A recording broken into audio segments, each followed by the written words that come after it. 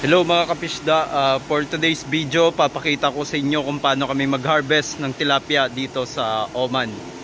Unang-una pala na tayo ng pamalakasan nating bota kasi matatalsikan tayo ng malansang tilapia. Siyempre may goggles rin tayo, tapos meron din tayong guantes para masakit matusok ng tilapia mga kapisda, para iwas tayo sa tusok ng tilapia. Kasi during harvest marami na akong masugat dahil lang sa tilapia. Yan, papakita ko sa inyo kung paano ang paraan namin dito sa bansang Oman, kung paano mag-harvest. Ibang iba ang paraan dito kaysa sa bansang Pilipinas. Kulang kami sa tao, kaya dadalawa lang kami dito nung hawak ko na Bangladesh. Kaya ang ginagawa namin ganito. Ayan, iipunin lang yung tilapia dito, tapos iiskupin niya, ibibigay niya sa akin. Ako ang magsasort. Pipiliin ko yung malalaki sa maliliit. Tapos ilalagay lang dito, tapos yung maliliit ilalagay dito sa net. Tapos babalik lang din dito, babalik sa fish pan para sa susunod na harvest.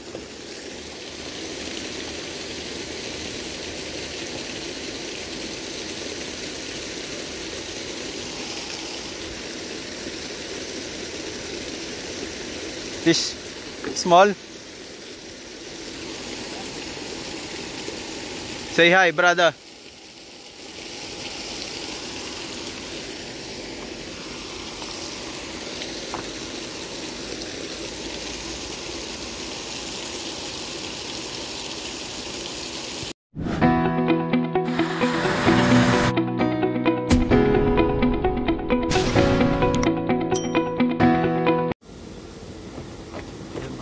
Umpisa na natin mag-harvest ng tilapia. Ito muna natin itong ating mga panglaban sa sakuna.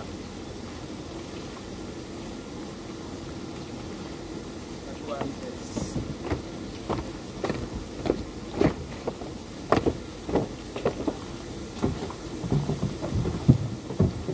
Wait, brother.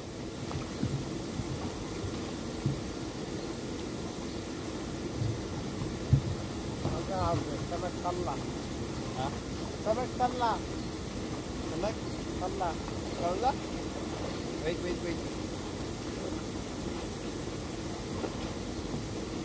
يوتيوب فيديوز ها ما في يوتيوب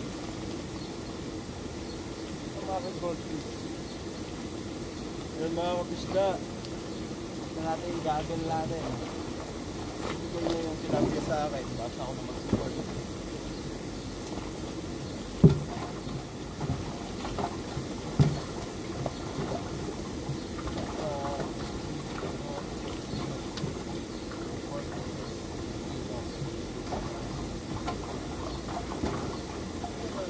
Market dito sa Oman.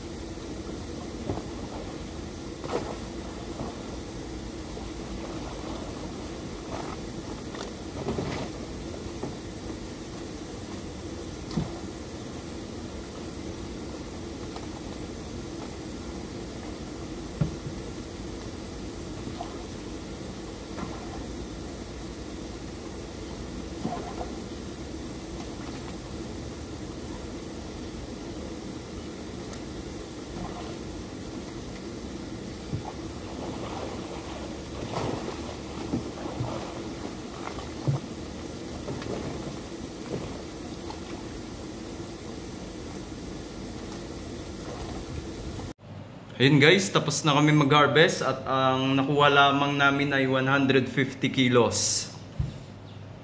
Yun guys, kung nagustuhan nyo tong YouTube video ko, pa-like and subscribe na lang guys para ma-notification kayo sa lahat ng mga upload ko.